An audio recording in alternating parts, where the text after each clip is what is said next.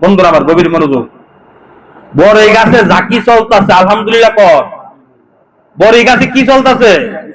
জাকি চলতেছে। যেই বড়ি গাছের বড়ি টিকা যায় এইটি শেষ পর্যন্ত টিকে, আর জাকির চুটে যেটি পড়া যায় এটি কিন্তু শেষ। সামনে আমাদের কি বিশ্ব ইজতেমা। জাকি কিন্তু প্রত্যেকটা আশেক পাগলদের কলবের মাঝে চলতেছে।